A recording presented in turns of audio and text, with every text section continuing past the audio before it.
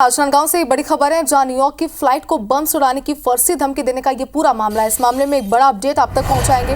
नाबालिग और उसके माता पिता के खिलाफ धोखाधड़ी की कई शिकायत है। राजनांदगांव और डोंगरगढ़ थाने में माता पिता के खिलाफ शिकायतें दर्ज है। नाबालिग के माता पिता ने गाँव के एक व्यापारी से 1,35,000 रुपए लिए हैं। पैसे वापस नहीं करने पर पीड़ित ने डोंगरगढ़ थाने में शिकायत की है। नाबालिग के पिता के खिलाफ 4 साल पहले अफवाह उड़ाने पर राजद्रोह का मामला भी दर्ज हुआ था। तो आपको बता दें कि नाबालिग के पिता पर राजद्रोह का केस पहले से ही दर्ज है। देखिए, लगातार इस पूरे मामले पर लगातार जो है वो कई बड़े खुलासे हो रहे हैं, कई अहम अपडेट्स निकलकर सामने आ रहे हैं। फ्लाइट उड़ाने की धमकी दी गई थी, राजनांदगांव कनेक्शन इसका निकला। राजनांदगांव के नाबालिग ने ये धमकी दी थी, ये इसका खुलासा हुआ था।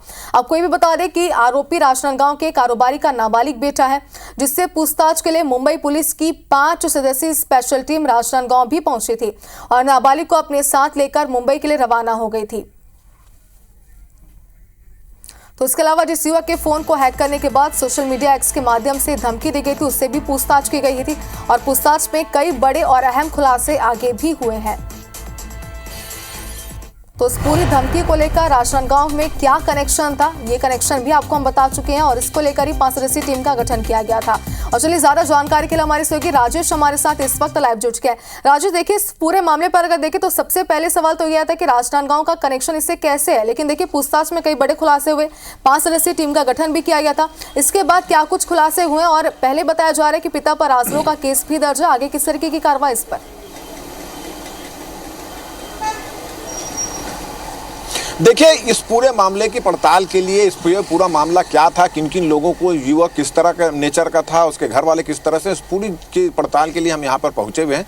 और यहाँ पर जब हमने इस लड़के के बारे में पता किया तो पता चला कि वो सन सिटी का रहने वाला है। उसने पिछले दिनों एक मोबाइल की दुकान खोली थी और उस मोबाइल की दुकान के लिए अपने परिचित के लोगों से, शहर के कई व्यापारियों से लाखों रुपये उधार लिए थे और मोबाइल भी उधार पे लिया था। और कुछ समय बाद जब इन लोगों ने उनसे पैसा मांगा तो उन्होंने पैसा देने से उस नाबालिग लड़के ने पैसा देने से इनकार कर दिया। जब ये व्यवसायी जो उसको पैसा देने वाले थे उसके माता पिता से मिले तो माता पिता ने भी उन्हें इनकार कर दिया, पैसा नहीं दे रहे थे। और जब इन व्यापारियों ने उस पर प्रेशर डाला तो उन्होंने इन व्यापारियों को मामले में फंसाने की धमकी दी। और एक व्यापारी जो है यहाँ पर ट्रेवल्स एजेंसी का संचालक है जलालुद्दीन, उसके बेटे और भतीजों को पास्को एक्ट में फंसा दिया, ऐसी जानकारी मिली है। पुलिस भी इस बात की पुष्टि कर रही है। और फिलहाल इस मामले में एक युवक, जो मोइन नाम का एक युवक, फिलहाल जेल में भी है और 2 युवक इस मामले में अभी भी कोर्ट का चक्कर लगा रहे हैं। ये उस लड़के के बारे में जानकारी मिली। इसके अलावा उस लड़के के बारे में ये भी जानकारी मिली है कि उसकी जो मां है और उसके पिताजी के खिलाफ इसी तरह लोगों से पैसा लेकर वापस नहीं लौटाने के कई मामले राजनांदगांव और डोंगरगांव में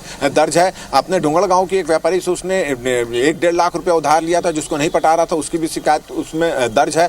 और इसके अलावा ये भी एक मामला पता चला है कि उसके पिता ने पिछले दिनों 4 साल पहले एक अफवाह फैलाई थी, उस मामले में उस पर राजद्रोह का भी मामला दर्ज हुआ था। तो पूरी फैमिली के खिलाफ जो है लगातार शिकायतें मिल रही है। अब इस मामले में सबसे बड़ा पहलू ये है कि व्यापारी जो है उसके खिलाफ जो फर्जी मामले में फंसा था। चलिए राजेश, तो कुल मिलाकर अगर देखें तो एक के बाद एक कई बड़े अपडेट्स, कई बड़े खुलासे पूरे मामले पर हो रहे हैं। कुल मिलाकर अगर देखें तो अभी पूरा ये मामला अब तक सुलझा नहीं है, लेकिन आगे अपडेट जरूर आपसे लेंगे। बहुत शुक्रिया तमाम जानकारी के लिए। और चलिए इस पूरे मामले पर एसपी का क्या कहना है, अब आपको सुनाते हैं। जिसमें इन लोग आपस में राजीनामा किए थे और उसको जांच किए हुए हैं। जो एक ट्वीट हुआ था उस संबंध में पूछताछ कर रही है। ऐसे मुंबई पुलिस आई हुई थी और उनके बातचीत कर रहे हैं उनसे। हाँ, हमारे साथ भी हमारा पैसे का लेन देन था, उस मोबाइल बेचता था। ये ऐसा करता है, कई लोगों के साथ ऐसा किया। इससे पैसे मांगते हैं लोग तो ये नाबालिग का फ़ायदा उठा के ये फंसा देता है। ना कानून है, इसकी सुनी जाती है तो कुछ होता नहीं आज, लेकिन फिर भी आज हमारा बच्चा 1.5 महीने से ये मतलब बंद है।